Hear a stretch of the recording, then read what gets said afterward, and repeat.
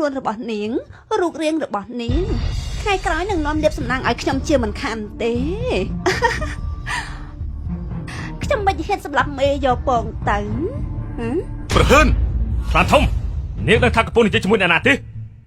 ខ្ញុំដឹងលោកម្ចាស់ទាំងពីរចាញ់មកសេនាជាច្រើនច្បាស់ជាមនុស្សដែលមានឋានៈខ្ពស់តែខ្ញុំមិនមែនស្រួលធ្វើបាបនោះទេយើងអាចបើកសំណាក់ហុងអ៊ីនៅរាជធានីបានគឺប្រកាសជាមានមនុស្សដែលនៅពីក្រោយខ្នងពួកយើងបន្តិចទៀតអ្នកធំនៅក្រោយខ្នងយើងមកដល់លោកប្រកាសជាស្លាប់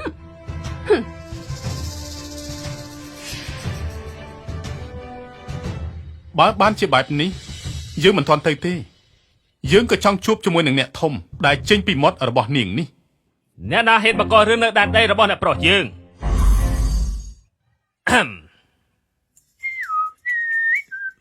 អូអ្នកប្រុសជីនតែបំផុតលោកមកដល់ហើយអ្នកប្រុសជីនអ្នកយល់ច្រឡំទេ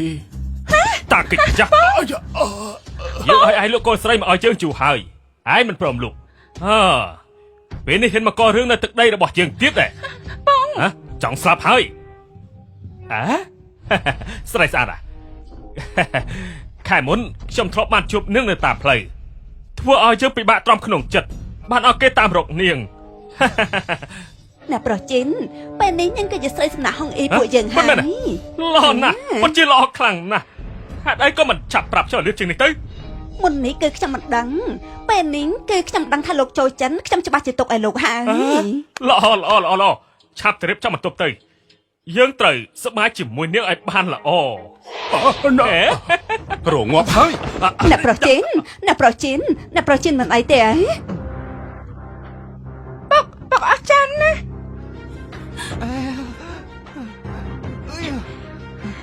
លោកបាយជាហ៊ានវាយអ្នកប្រុសជីន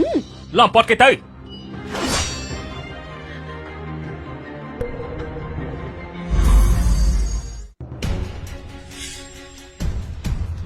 ពួកគេជាទាហានរាជការមើលទៅនៅក្នុងរាជការនេះនៅមានរឿងដែលយើងមិនដឹងទៀតអត់ឯងនេះឯងបាច់ជាហ៊ានធាក់ជើងយើងថាឯងលែងចង់រស់ហើយក្អេងខាងគ្មានដឹងខ្យល់មិនដឹងខ្យល់គេមិនដឹងថាយើងជាអ្នកណាទេ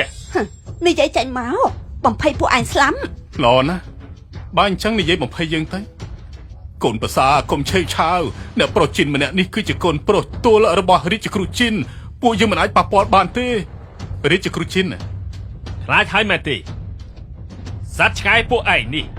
បែរជាហ៊ានយកដីមកលីលើក្បាលតោយើងថាពួកឯងលែងចង់រស់ហើយឯងពិតជាកូនរាជគ្រូមែនទេមិនខ្យល់មែនបើយើងមិនមែនជាកូនប្រុសរាជគ្រូឬមួយជាកូនប្រុសឯងឯងចង់ធ្វើជាកូនប្រុសយើងយើងមិនត្រូវការទេណែចង្រៃចូលឯងហ៊ានលេងសើចជាមួយយើងផងឯងថាឯងជាកូនប្រុសរបស់រាជគ្រូជីនអញ្ចឹងឯងហៅរាជគ្រូជីនឲ្យមកជួបយើងមកពុករបស់យើងកំពុងតែពិភាក្សាការងារនៅក្នុងរាជវាំងជាមួយនឹងមហាក្សត្រយ៉ាងនេះម្យ៉ាងវិញទៀតពុករបស់យើងមិននឹងអាចដូចជាមនុស្សថោកទាបពួកឯងចង់ជួបក៏អាចជួបបាននោះត្រូវហើយព្រះអង្គនេះពិតជាកូនប្រុសតូរបស់រាជគ្រូជីនមែនទូមង្គមធ្លាប់ឃើញគេនៅក្នុងពិធីគប់កណារបស់មហាក្សត្រយ៉ាងនេះ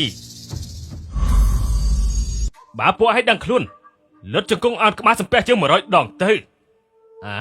បន្តមកឲ្យស្រីម្នាក់នេះមកយើងថ្ងៃនេះបើសិនជាយើងមានអារម្មណ៍ល្អយើងអាចទុកផ្លូវរកឲ្យពួកឯងបានបើមិនចឹងទេពួកឯងទាំងអស់គ្នាត្រូវតែស្លាប់អាជីនលោកដោះលែងពួកខ្ញុំទៅពួកខ្ញុំអត់មានពាក់ព័ន្ធអីជាមួយគេទេត្រូវហើយដោះលែងពួកយើងទៅថ្ងៃនេះពួកនាងអ្នកណាក៏ចេញមិនបានដែររំខានសំណាក់ហុងអ៊ីពួកយើងខាត់បងថ្ងៃនេះអ្នកណាជាអ្នកសងនៅមានរបស់ដែលធ្លាក់បែកនេះទៀតសុទ្ធតែជាវត្ថុបុរាណជាពិសេសគឺមួយនោះថោផ្កាមួយនោះគឺមានតម្លៃណាស់សម្រាប់ខ្ញុំតម្លៃ 100000 តម្លឹងថាម៉េច 100000 តម្លឹងហើយច្រឡំនឹង 1000 តម្លឹងទេដឹងនាងថ្លង់ហើយយ៉ាងថា100 តម្លឹងពីពេលណានេះគឺជាថោផ្កាបុរាណដែលយើងចំណាយលុយ 100000 តម្លឹងទិញមកយកមកពួកគេមកគិតលេខមកគិតម្ដងមួយគិតឲ្យច្បាស់